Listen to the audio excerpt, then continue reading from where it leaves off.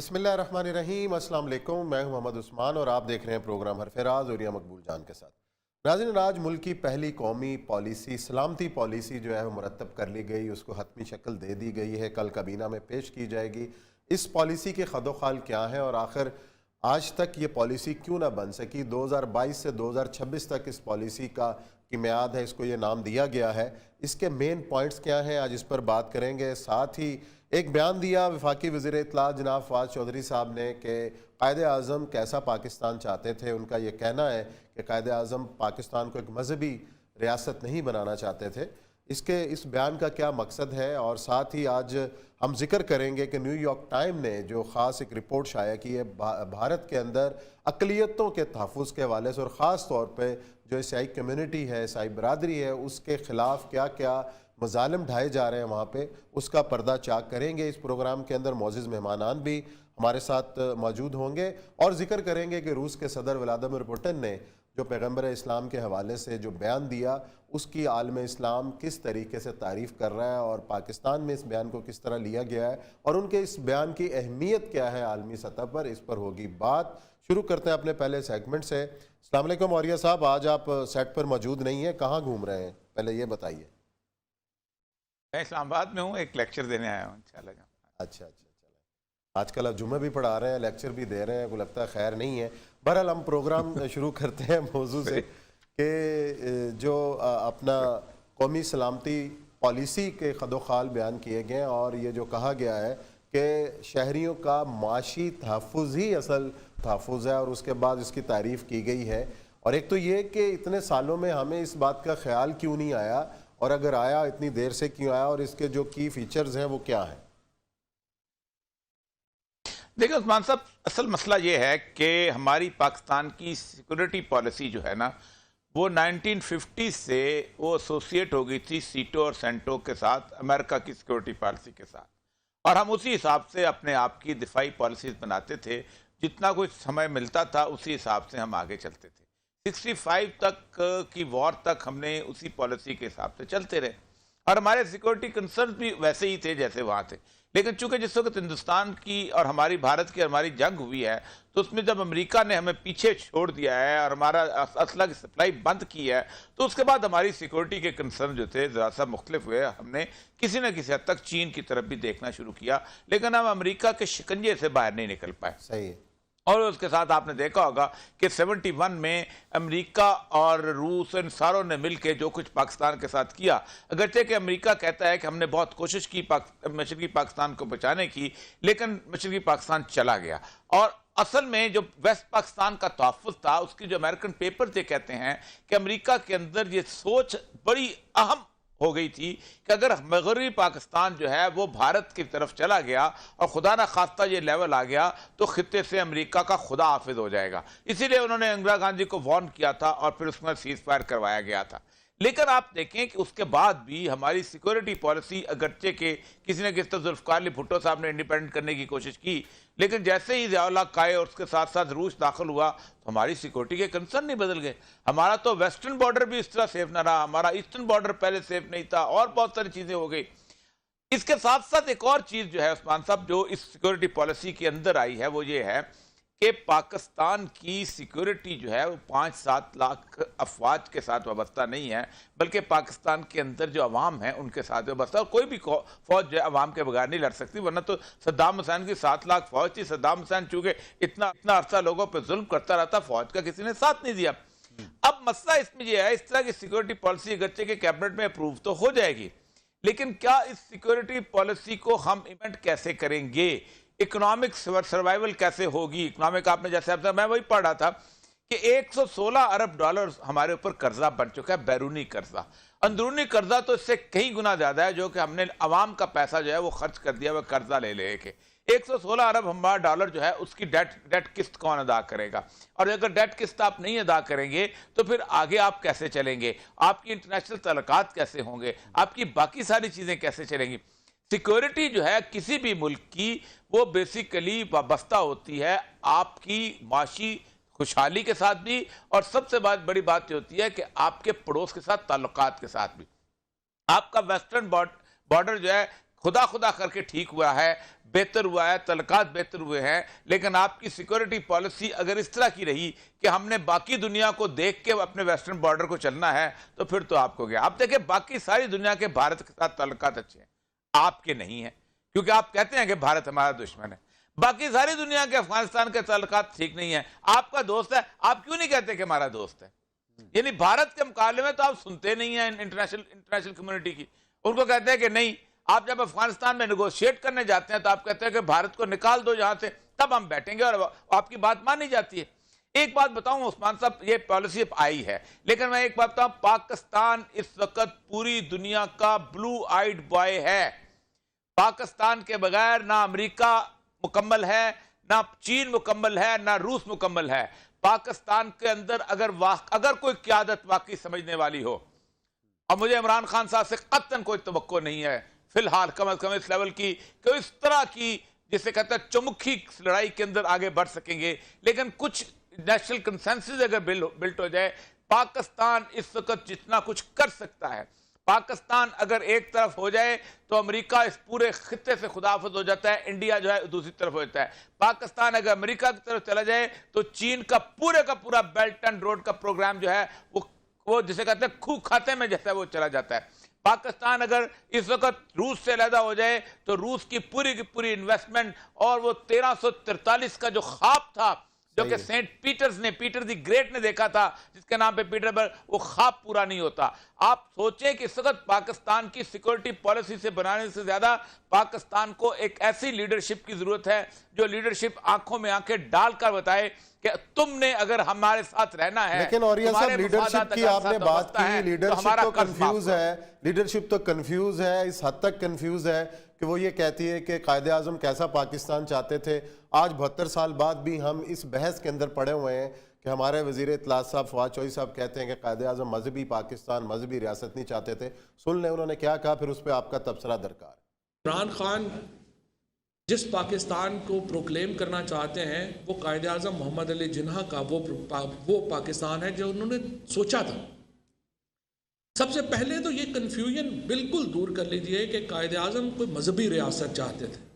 قائد اعظم پاکستان کو ہرگز ایک مذہبی ملک کے طور کے اوپر نہیں دیکھتے تھے. اور یہ سارے لوگ جو آج قائد اعظم کے نام کے اوپر پاکستان کے لوگوں کو بیوقوف بنا رہے ہیں کہ اسلامی ملک کا مطلب شاید مذہبی ملک تھا، یہ قطعی طور پہ ایسا نہیں تھا. پاکستان ایک مذہبی ریاست بننا ہوتا تو پھر تو دیکھیے پاکستان کی تحریک مولانا ابوالکلام آزاد یا مولانا مودودی چلاتے، کیونکہ جو علم تھا، جو مذہبی علم تھا، ابوالکلام آزاد کا تو کوئی مقابلہ نہیں تھا کسی سے. وہ تو جی. اور یہ صاحب اسلامی ریاست اور مذہبی ریاست میں کیا فرق ہے؟ مجھے یہ سمجھ نہیں آتی کہ ریاست مدینہ، اسلامی ریاست اور مذہبی ریاست میں کیا فرق ہے. تینوں میں کوئی فرق نہیں ہے. تو پہلی بات یہ ہے کہ عمران خان صاحب کو کان سے پکڑ کے نکال دینا چاہیے کہ تم ریاست مدینہ کے خلاف کیوں بول رہے ہو. ایک سر فکرہ بول رہے ہو. اصل میں فواد چودھری کو باقاعدہ کلاسیں دینی چاہیے، ہسٹری کی پڑھانی چاہیے. قائد اعظم کی 11 اگست کی تقریر پر ایسے لوگوں نے کنفیوژن پھیلایا تھا، تو قائد اعظم نے 25 جنوری 1948 کو کراچی بار میں خطاب کرتے ہوئے کہا تھا why this feeling of nervousness that the future constitution of Pakistan is going to be in conflict with Sharia laws. شریعت کا لفظ استعمال کیا ہے. مذہب میں اور کیا ہوتا ہے؟ شریعت ہوتی ہے. اسلام میں تو شریعت ہے. پھر اللہ آگے قائد اعظم نے بات ختم نہیں کی، کہا Islamic principle today are as applicable to life as they were 1300 years ago. آپ سوچیں کہ انہوں نے کہا کہ جیسے 1300 سال پہلے اسلام کے قوانین نافذ العمل تھے، یہاں نافذ العمل. یہی بات تو عمران خان کہتے ہیں. عمل کریں یا نہ کریں یہ تو علیحدہ بات ہے، لیکن اگر عمران خان صاحب کا جو سپوکس پرسن ہے وہ اس طرح کی بات کرے گا تو پھر اس کا مطلب یہ ہے کہ آپ تو لوگوں کو کنفیوز کر رہے ہیں. پہلی ہمارا تو عمران خان صاحب سے بنیادی جو ہی تصور ہی یہی ہے کہ آپ کے اندر عجیب و غریب قسم کا چڑیا گھر کٹھا ہوا ہے. کوئی پرو اسلامک ہے، کوئی پرو سیکولر ہے، کوئی پرو لبرل ہے، کوئی پرو جناب وہ اپنا ٹرانسجینڈرز کے وہ LGBT کے ساتھ ہے. عجیب و غریب جب لوگ کٹھے ہوئے کیے ہوئے ہیں آپ نے. ایک نظریاتی پارٹی ہی نہیں ہے. آپ راست مدینہ کرتے ہیں, آپ تسبیح پھیرتے رہتے ہیں, آپ لوگوں کو, آپ کس کو دھوکہ دے رہے ہیں یار, خدا کا خوف کو. اور میں آپ بتاؤں, نیشن کنفیوز ہو چکی ہوئی ہے. قومیں بھوک برداشت کر لیتی ہیں, قومیں اپنا ہر چیز طرح کی مہنگائی برداشت کر لیتی ہیں اگر قوموں کو پتا ہو کہ ہمارا لیڈر ہمیں راستہ ٹھیک دکھا رہا ہے. جہاں لیڈر کے راستے دکھانے والے 6-6 7-7 لوگ کٹے ہوئے ہیں, اور ہر طرح کے. ایک کہتا تھا مذاکرات کرو ان سے, اپنا ٹی ایل پی سے, ایک کہتا تھا نہیں کرو, ایک کہتا تھا یہ فلاں ہے, ایک کہتا تھا یہ ہے. اب کسی کو کچھ سمجھ ہی نہیں آ رہی. چلیں کنفیوژن ہے, یہ ہے کہ عمران خان صاحب کی پی ٹی کنفیوژن ہے, لیکن اس معاملے پہ امریکی اخبار نے کسی کنفیوژن کا اظہار نہیں کیا. اس نے تو کھل کے اظہار کیا ہے کہ بھارت کے اندر اقلیتوں کے ساتھ کیا ہو رہا ہے. اس پر ہم بریک کا وقت ہے, بریک کے بعد آئیں گے اور اسی ایشو کو لے کے ہم چلیں گے. اور یہ سب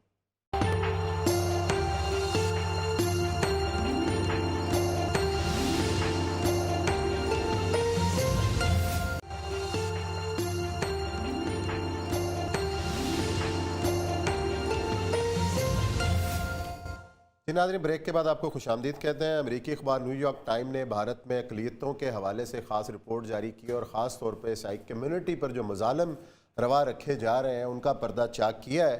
کس قسم کے مظالم ہیں اور اس کو ایک نسل کشی سے تعبیر کیا گیا ہے. اس سے پہلے مسلمانوں کے ساتھ جو سلوک ہے وہ سب کے سامنے ہے. اور آج اسی موضوع کے اوپر ہمیں جوائن کیا ہے ڈین آف لاہور کیتھیڈرل ہیں شاہد معراج صاحب. انہی سے پوچھیں گے کہ وہ کیا تاثرات رکھتے ہیں اور کس قسم کا عالمی برادری سے وہ مطالبہ کرتے ہیں کہ ان مظالم کو رکوانے کے لیے اور اس نسل کشی کو رکوانے کے لیے کیا اقدامات کیے جانے چاہیے. السلام علیکم شاہد معراج صاحب. جی وعلیکم السلام. شاہد صاحب, آپ نے امریکی اخبار کی رپورٹ پڑھی ہے اور بڑے چونکا دینے والے انکشافات ہیں کہ کس طریقے سے عیسائی کمیونٹی کو خاص طور پر جو ہے وہ نشانہ بنایا جا رہا ہے. باقی اقلیتوں کا حال بھی آپ کے سامنے ہے, مسلمانوں کے ساتھ جو سلوک ہے, سکھوں کے ساتھ جس طرح ان کا سلوک روا ہے. اب عیسائی کمیونٹی کو بڑے عرصے سے پہلے بھی نشانے پہ تھے, لیکن یہ گزشتہ سالوں میں اس میں بہت اضافہ دیکھنے میں آیا ہے. جی ہاں, یہ یقیناً ہی انتہائی افسوسناک, قابل مذمت, اور اس کے لیے تو الفاظ ہی کوئی نہیں ہے.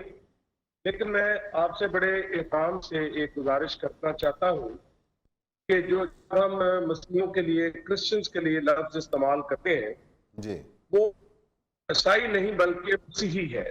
اور میں خود اسلامک کارڈینل کونسل میں گیا تھا, وہاں پہ وہ ایک منٹ بھی ان کا پاس ہے. پھر سپریم کورٹ آف پاکستان میں نے 20 اپریل 2018 میں ایک درخواست دی تھی, جو 2018 11 مئی کو غالباً جب ہمارے شہید جو بیتیل میموریل چرچ میں 17 دسمبر 2017 کو گئے تھے, جی جی جی, ان کا کیس سنا جا رہا تھا. تو اس میں سپریم کورٹ آف پاکستان نے کہا کہ مسیحی کہا جانا چاہیے اور کسی حکومت نے یہ نہیں کیا. یہ ایک ایسا لفظ ہو جاتا ہے جو امتیازی سلوک بن جاتا ہے. جی بالکل, مسیحی برادری کے حوالے سے جو بھی آپ کہہ رہے ہیں. اب اس پہ بھارت کے حوالے سے ٹو دی جو پوائنٹ ہے بات, وہ میں عرض کرتا ہوں. دیکھیں, بات یہ ہے کہ یہ انتہا پسندی جو ہے یہ بہت ہی ظلم کی بات ہے. اور خاص طور پر جو آپ نے ذکر کیا عالمی برادری کا, عالمی برادری جو ہے اس کا جو دورہ معیار ہے وہ انتہائی شرمناک ہے. اور اگر ان کے اپنے مطلب ضرور کرتے ہیں, لیکن جب دور دراز ہو یا جہاں ان کے اپنے نہیں ہے, کبھی انہوں نے انسانوں کی بات نہیں کی. تو اس لیے میں سمجھتا ہوں کہ یہ جو انڈیا میں اس وقت ہوا ہے, بھارت میں ہوا ہے, دنیا کے کسی بھی خطے میں ہے, ایون ہمارا جو بھی ہے, بات یہ ہے کہ اس چیز کو ہر سطح پر اس کی حوصلہ شکنی ہونی چاہیے. اور حوصلہ شکنی صرف لفظوں سے نہیں بلکہ ہمیں ہر لحاظ سے کرنی ہے. دیکھیں, چاہے وہ مسلمان ہیں, چاہے مسیحی ہیں, سکھ ہیں, کوئی بھی ہے, انسان بنیادی طور پر تو انسان ہے. صحیح بات. اور یہ انتہا پسندی کی سوچیں جو ہے, یہ لوگ دیکھیں یہ تو خدا پر قبضہ کرنے کی کوشش کر رہے ہیں اور یہ کسی اور کو موقع ہی نہیں دے رہے. اور اٹھا کر دیکھ لیں ماضی میں. اچھا شاہد صاحب, میں ذرا سا رپورٹ کے اوپر ذرا سا جی شاید اور صاحب یہ میں صاحب ذرا رپورٹ کے اوپر تھوڑا سا کنسنٹریٹ کروانا چاہوں گا. میرا خیال ہے کہ نیو یارک ٹائم کی تاریخ میں اتنی بڑی پورے صفحے کی کم از کم 2 صفحوں کی رپورٹ بنتی ہے، اور یہ خالصتاً آپ اندازہ کریں جو انہوں نے یہ کہا ہے کہ اس وقت انڈیا کے اندر راجستھان میں، یو پی میں، دلی میں، مدھیہ پردیش میں، گجرات میں، ہریانہ میں، ہماچل پردیش میں، اتراکھنڈ میں، جھارکھنڈ میں، کلکتہ میں اور اڑیسہ میں اینٹی کنورشن جو لاز بن چکے ہوئے ہیں، اس کا سب سے بڑا نشانہ جو ہے وہ مسیحی برادری بن رہی ہے. اور انہوں نے واقعے کا آغاز جو ہے وہ بڑا حیران کن کیا ہے، تاکہ آپ کو اندازہ ہو جائے کہ وہ کہتے ہیں کہ swarm of men dressed in saffron poured inside، کہ گیروے کپڑوں میں پہنے ہوئے لوگ اندر داخل ہوئے اور وہ چرچ میں داخل ہوئے. they jumped out on stage and shouted Hindu supremacist slogans. they punched the pastors. اچھا انہوں نے اس کو پادری کو پیسٹر کو مارا، جتنے بھی وہاں کھڑے تھے عورتوں کو اٹھا کے پٹخا، بچوں کو زمین پہ مارا. اور جب پولیس آئی تو پولیس جو ہے وہ پادری ہی کو گرفتار کر کے لے گئی اور اس کو کہا کہ تم بنیادی طور پر اینٹی کنورشن لا جو ہے تم ہندوؤں کو عیسائی بنا رہے ہو، ہندوؤں کو مسیحی بنا رہے ہو. اب اس کے ساتھ انہوں نے پورے کا پورا ایک پیج کہ دے وانٹ ٹو ریموو، ان کے فیلنگ یہ ہیں کہ وہ چاہتے یہ ہیں کہ یا ان کو قتل کر دیا جائے یا ان کو ہندو بنا دیا جائے. اور انہوں نے یہ 25 ریاستوں کی بات کی ہے. they acted like a dawn just like they have terrorism to beat the Muslims with. ہمیں وہ ٹیررسٹ تو نہیں کہہ سکتے، لیکن ہمیں کہتے ہیں کہ یہ ہندوؤں کو اقلیت میں بدل رہے ہیں. اتنی بڑی رپورٹ جو کہ ہے، آپ خود سوچیں کہ یہ اس میں کو کہتے ہیں کہ یہ عوام نہیں ہے، اسٹیٹ مشینری عوام کا ساتھ دے رہی ہے. اور وہ کہتے ہیں کہ یہ کہیں دنیا میں نہیں ہوتا کہ ریاست بذات خود جو ہے وہ ان مظلوموں کو ہی پکڑ کے لے جائے، اور انہوں نے 12 شہروں کے مظلوموں کا نام لیا ہے. صحیح ہے. دیکھیں جی، یہ جو آپ نے ذکر کیا ہے یہ انتہائی افسوس کیا پوری دنیا کو اخلا دینے والی بات ہے کہ انڈیا جو بڑے دعویدار ہیں اس بات کے کہ وہ بڑا تحفظ کرتے ہیں، ہر ایک کو بڑی آزادی ہے، یہ سارا بے نقاب کر دیا ہے ان کا جو یہ سلسلہ ہے کہ کس قدر انہوں نے یہ ظلم جو ہے اس کو شروع کیا. اور پھر سب سے جو بھیانک بات ہے کہ جو ریاست ہے وہ تو سب کے لیے ہوتی ہے، ہم یہی کہتے آ رہے ہیں ریاست ماں ہوتی ہے، اور جب وہ ماں جو ہے وہی سہیلی ہو جائے تو پھر بچوں کا کیا بنے گا.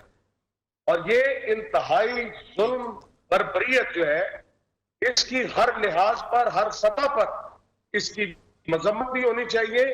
اور جو ادارے بنے ہوئے ہیں وہ صرف اپنی رپورٹ سیدھا پیش کرے بلکہ ان کے خلاف باقاعدہ ایکشن لیں. اب دیکھیں نا، عالمی انڈیا کو وہ کوشش کرتے ہیں کہ اچھی جگہ پر بٹھائیں، لیکن وہاں پر جو حال ہے، ہیومن رائٹس کا حال ہے، وہاں پر جو ہندوؤں کے علاوہ لوگ ہیں ان کا حال ہے، چاہے وہ کسی بھی مذہب سے تعلق رکھتے ہیں، انتہائی افسوسناک اور دردناک ہے. اور یہ جو چونکا دینے والی خبر جو واقعہ ہوئے ہیں، ان کا پوری دنیا کو، عالمی برادری کو ہر طرح سے نوٹس لینا چاہیے. بالکل کڑا نوٹس لینا چاہیے. اور کشمیر کی بات ہو، بھارتی مسلمانوں کے ساتھ سلوک کی بات ہو، یا مسیحی برادری کے ساتھ ہو، اور یہ صاحب پہلے بھی کہتے رہے کہ اتنا جو اگینسٹ پریس ہے، پہلی بار انٹرنیشنل پریس انڈیا کو جو ہے وہ دیکھنے کو مل رہا ہے کہ انڈیا کے خلاف، لیکن اس کے باوجود عالمی برادری ٹس سے مس نہیں ہو رہی، بھارت کے خلاف کوئی آواز بلند نہیں ہو رہی. اس کی کیا وجہ سمجھتے ہیں اور یہ صاحب؟ اچھا، اس کی بنیادی وجہ جو ہے 2 ہیں. ایک تو یہ ہے کہ ساری ہماری پوری کی پوری انٹرنیشنل پالیٹکس جو ہے وہ ہے اس کے اوپر مارکیٹ کے اوپر. مارکیٹ میں سودا بکے گا، سرمایہ دار کے پاس پیسہ آئے گا، وہ پیسہ دے گا ٹرمپ کو الیکشن لڑنے کے لیے، وہ پیسہ دے گا بلیئر کو الیکشن لڑنے کے لیے، وہ پیسہ دے گا سرکوزی کو الیکشن لڑنے کے لیے. تو یہ پیسہ جو ہے اس کے لیے آپ کو انڈیا کی پالیٹکس میں ناراض نہیں کرنا چاہتے. کتنا بھی آپ ہیومن رائٹ ایکٹیوسٹ ہو جائیں، لیکن وہ جس بندے نے پیسہ لگایا ہوا ہے کارپوریٹ کلچر نے اس ڈیموکریٹک پالیٹکس کے اندر، وہ نہیں ہو. ایک تو یہ چیز ہے. دوسرا یہ ہو گیا ہے کہ کنٹینمنٹ آف چائنا کا جو مسئلہ ہے اس کے اندر ابھی تک وہ سمجھتے ہیں کہ انڈیا جو ہے وہ کسی نہ کسی تک ہمارے کام آ سکتا ہے، اور کویت کی وجہ سے بھی آ سکتا ہے اور باقی چیزیں. آپ خود دیکھیں نا کہ روس جیسا ملک جو ہے وہ بھی انڈیا کو وہ دے رہا ہے اپنا میزائل جو ہے ایئر ڈیفنس سسٹم. حالانکہ روس جو ہے وہ اس کے اگینسٹ انڈیا کو بلڈ کیا جا رہا ہے, لیکن انڈیا کی امپورٹنس اس لیے ہے کہ ایک تو یہ ہے کہ انڈینز جو ہے وہ اپنا بہت عرصے سے ایک پلاننگ کے تحت انٹرنیشنل جو کارپوریٹ سیکٹر ہے اس کے اندر ہو گئے. تقریباً اس وقت حالت یہ ہے کہ آلموسٹ 70-80% کارپوریشنز کے سربراہ جو ہیں وہ انڈینز بن چکے ہوئے ہیں اور وہ اپنے ان کے مفادات کا تحفظ بھی کرتے ہیں. اور یہ سب آپ نے روس کی بات کی ہے, روس کی بات کی ہے تو روس کے صدر ولادیمیر پوٹن نے جو گزشتہ دنوں بیان دیا ہے پیغمبر اسلام کے حوالے سے, اس کو سراہا گیا ہے پوری مسلم دنیا کی جانب سے, خاص طور پر پاکستان پر جس رد عمل کا اظہار کیا اس کو خوشائند قرار دیا. اس بیان کی اہمیت کیا ہے عالمی سطح کے اوپر, اس پر کریں گے بات بریک کے بعد. ہمارے ساتھ رہیے.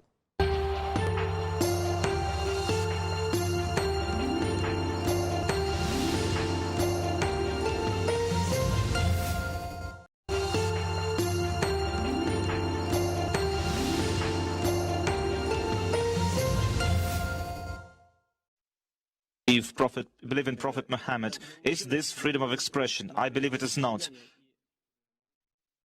I believe it is an attempt to offend the feelings, the close feelings of a person who has his convictions. And if you do that, if you offend people's faith, this leads to further extremism. So freedom is something that you have on the inside, and freedom must come from respect toward all. جی ناظرین, روس کے صدر کا یہ بیان آپ نے سنا, بڑا دو ٹوک اور واضح بیان کہ پیغمبر اسلام کی توہین آزادی اظہار قطعاً نہیں ہے. اس کی تعریف کی گئی, وزیر اعظم عمران خان صاحب نے اس کو ٹویٹ کیا, اس کی تعریف کی, ہماری دینی جماعتوں کے سربراہان نے اس کی تعریف کی. اور کتنا بڑا یہ بیان ہے, اور یہ صاحب اور عالمی برادری کو کس طریقے سے اس کو لینا چاہیے. اور مسلمان ملک جو ہیں کبھی دو ٹوک ہو کے سامنے نہیں آئے جس طریقے سے ولادیمیر پوٹن نے یہ بیان دیا. کیا سمجھتے ہیں اس بیان؟ دیکھیں, ایک لفظ یورپی یونین نے نہیں بولا, کیونکہ اگر وہ ایک لفظ بولتے ہیں تو آج یورپ کے چولہے ٹھنڈے ہو جاتے ہیں, کیونکہ اس کی ساری گیس کا انحصار جو ہے وہ روس کے اوپر ہے. اس کے پیٹرول پمپوں پہ لائن لگ جاتی ہے, کیونکہ 50% سے زیادہ تیل جو ہے وہ روس سے آتا ہے, اور روس ہی ہے جو ان کی دونوں چیزوں کو سپلائی کرتا ہے. ان کی اکانومی جو ہے وہ انرجی کی وجہ سے بالکل دھڑام سے گر جاتی ہے. معاملہ سارا یہ ہے کہ جو طاقت اور جو قوت پیوٹن کے پاس ہے, میں نے انرجی کی سپلائی کی, یہ طاقت اور قوت پاکستان نہیں بلکہ عرب جو شیوخ ہیں, ایران ہے, عراق ہے, ان ساروں کے پاس رہی ہے ہمیشہ سے. لیکن آج تک کبھی کسی نے اتنے زور سے یہ بات نہیں کی. وجہ کیا ہے؟ وجہ صرف یہ ہے کہ آپ دیکھیں 1998 میں اس پورے یورپ نے اس کا بھرکس نکال دیا تھا, اس کا روس کا, سوویت یونین کا. غربت آ گئی تھی, افلاس آ گئی تھی, ہر جگہ عورتیں بکنا شروع ہو گئی تھی. اس کے باوجود انہوں نے اپنے آپ کو سروائیو کیا اور نکالا. یہی وجہ ہے کہ یہ قومیں جو ہیں غیرت مند ہوتی ہیں اور قومیں آگے بڑھ جاتی ہیں. آپ سوچیں کہ 1992 میں جب گلاسنوسٹ آئی ہے تو روس جو تھا وہ امریکہ سے اور باقی جگہوں سے IMF ورلڈ بینک سے قرضہ لے رہا ہوتا تھا. آج روس کو اوپر 1 روپے کا قرضہ نہیں, کیونکہ انہوں نے اپنے آپ کو پھر بلڈ اپ کیا ہے. مسئلہ ذرا یہ ہے کہ مسلم امہ میں غیرت نام کی کوئی چیز ایگزسٹ ہی نہیں کرتی. تو آپ یہی فکرہ اگر آپ مجھے کہتے کرتے کہ انٹرنیشنل کمیونٹی کے اندر آپ کو آنکھیں دکھانی پڑتی ہیں. آپ ہر ملک کی مجبوری ہے. خان صاحب اگر اس وقت ایران کے فرانس کے سفیر کو بلا کے صرف ایک فکرہ بول دیتے, میں کہتا ہوں ان کی اتنی بڑی موومنٹ نہ اٹھتی. صرف آپ ان کو بلا کے کہتے کہ آپ نے غلط کیا ہے. لیکن نہیں, یہ غیرت, یہ حمیت, یہ تقریریں کرنے سے نہیں آتی, یہ فورمز کے اوپر بات کرنے سے نہیں آتی, یہ باقاعدہ دو ٹوک جیسے پیوٹن نے کہا ہے ویسے یہ صورتحال آتی. خان صاحب نے تو عالمی فورمز کے اوپر اسی بات کی ترجمانی تو کی ہے مسلم دنیا کے اندر. خان صاحب کا اس حوالے سے تو آپ تعریف کریں کہ انہوں نے اس موضوع کو اٹھایا, اکٹھا کرنے کی کوشش تو کی بہت زیادہ. نہیں, خان صاحب تو بلکہ پہلا پاکستان کے اندر پہلا لیڈر ہے, بلکہ عالم اسلام کے اندر بھی بعض معاملات میں پہلا لیڈر بنے گا شاہ فیصل کے بعد. بہت ان کی تعریف کرنی چاہیے. لیکن میں آپ کو بتاؤں کہ اگر اس وقت سفیر کو بلا کے جذبات کا اظہار کیا جاتا تو پاکستان میں اتنا اثر بسر بھی نہ ہوتی, نہ کوئی پارٹیاں اتنی بڑی اس کو ایشو بناتی. اصل مسئلہ یہ ہے مسلم امہ کیا کر رہی ہے عثمان صاحب. دیکھیں نا, سب سے بڑا سوال ہے, جتنی مجبوری روس کی ہے, دیکھیں تیل کی مجبوری یورپین یونین کی روس کے اوپر ہے، گیس کی مجبوری کیا یہ قطر کے اوپر نہیں ہے اصول لاگو ہوتا؟ کیا یہ یو اے ای پہ نہیں لاگو ہوتا؟